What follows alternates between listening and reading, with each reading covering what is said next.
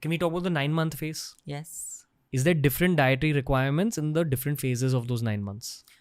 Yeah, so all the three has little bit different, but basic the macros are that their protein has to be 1/3 more. So around 15 grams extra protein I have to give them during pregnancy, the whole pregnancy, and 300 extra calories than what they were having earlier if their ideal body weight during pregnancy. Of course, the fat also requirement goes up and certain vitamins goes up. So if the gynex gives them beta-hexamine or pregnacare, etc., to complete those macros, and we take care of the macros, which is calcium, which goes up really high, around 1200 to 1200 mg during 1100 to 1200 mg during pregnancy, and requirement of protein, as I mentioned, goes up, and the cholesterol. Again, coming back to cholesterol, because fetus brain develops on cholesterol. So Eggs and milk and dahi and paneer.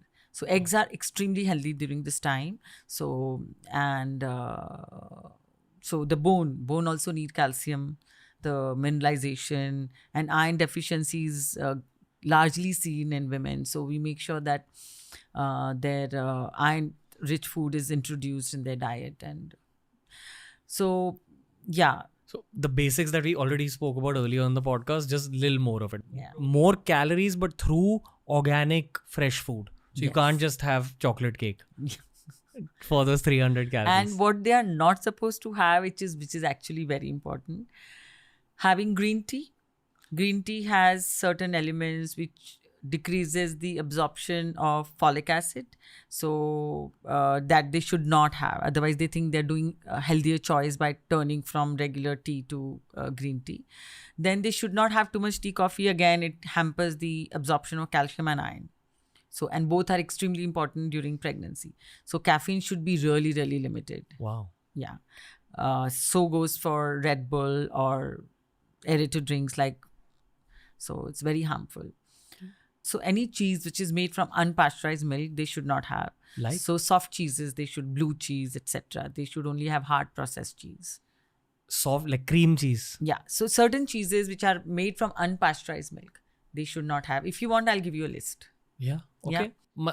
Basically, any of the cheeses which are soft. Yeah, soft. Okay. So unpasteurized milk. So blue cheese is one I know, but I'll give you the list. Then certain fish which has high mercury content, they cannot have. So of course I will. And tea, coffee I mentioned. Of course, all alcohol and cigarette smoking, to of course absolutely not to be touched. I'm not trying to trouble you, but what will vegan moms do? Like in this case? Yeah, they should not be vegan at all. During this phase? Yeah, there's no way. You are really playing with your baby's health. So also, how will they get highly absorbable form of calcium during this time? So become non-vegan for the 9 months? Yes. And introduce what in your diet? Paneer, dahi. Okay, got it. Very, very important for them to know that it's not that it's not going to be done, it's going to be done, but then you are playing not only with your health, but you also your baby's health, because you are also at the risk of osteoporosis, your bone mass will go low, bones may become osteoporotic at an older age. And so whatever the baby does not get, it is drawn from the mother's body. That is the problem. Yeah. This is why men have it much more simpler than women. Yeah. Women have the responsibility of creating another life. Yeah. Also, excess amount of weight gain, which is detrimental to mother and the baby's health, because overweight decreases the amount of nutrition which goes to the baby through placenta. So that is another problem. So they need to make sure as a nutritionist, my aim is to make sure the mothers don't gain more than 10 kgs for sure. We try to totally during the pregnancy, 8 to 10 kgs. But the baby is more than 3 kgs.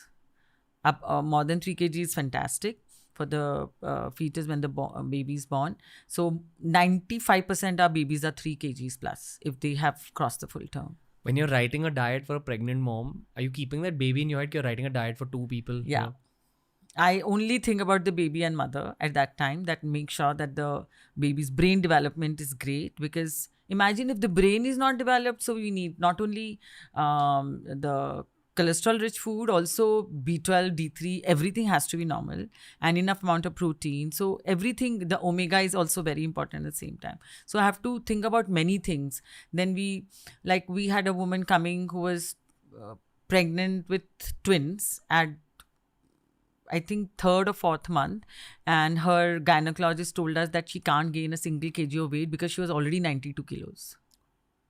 He said ki I'm really scared about her nutrition, which is going to a baby. And believe me, both the babies were normal when they were born, and mother's weight did not cross 94. That means it's not necessary. So we had another case, was another lady who came at 88 kilos, and by the time she delivered 3+ kgs, and her weight was 90. Wow. So we have cases like these where we have a restriction on mothers cannot gain weight, the baby has to be healthy. So we do that. We also have gestational diabetes, which is so difficult for us to handle. So with my daughter, who's a diabetologist, also Dr. Juhi, so we both handle cases like that where the mother is diabetic at the same time pregnant. So we have to make sure she doesn't gain too much weight, because that opens her up to one disease which doctors don't like, which is preeclampsia, which is not liked by the doctors. So we make sure that the weight gain is not much and the sugar levels don't go high. Otherwise, the risk of having bigger size baby is also there. So complex. Yeah, it's complex, but it's it's very challenging, but we love it. What are the most common mistakes that pregnant women do from a diet perspective? So they all think that they're eating for two, and they all indulge. Junk food. Yeah. So another mistake I've seen mothers doing is eating street food. So that is actually very, very dangerous. So, another mistake the pregnant women make is having raw food. So raw moong. Okay, uncooked moong can actually have, people are fond of, mujhe to moong ka salad khana hai, can have a bacteria called listeria, which can cause listeriosis, which can actually give a lot of problems to the baby, which is stillbirth and paralysis and many, many things. I don't want to talk about it. And same goes for the street food, because you don't know how hygienically they are cooked. Yeah, so they need to be extremely careful about not having, they should only have freshly cut salad at home and not have uncooked moong or sprouts, and they should not venture out for street food. So eat ghar ka khana. Ghar ka khana. Restaurant ka khana hai, khao, but garam, hot food. Correct. Avoid chutneys. Yeah, probably. And anything that's raw in a restaurant. Avoid, of course. Salad? Yeah. During this time, they should, as I mentioned, they should avoid tea, coffee because of all the. Also, another thing they should avoid is microwave popcorn, because that also there is a toxicity in that. They should also avoid Teflon coated air fryers, which gives rise to acrylamide, which can be not good for the pregnant woman. Teflon coated air fryers, which is most air fryers, right? No, we get other ones. Like the ones which use metal. I think they use ceramic or something. I haven't come across, but my daughter has called for one. I'm going to check. Okay.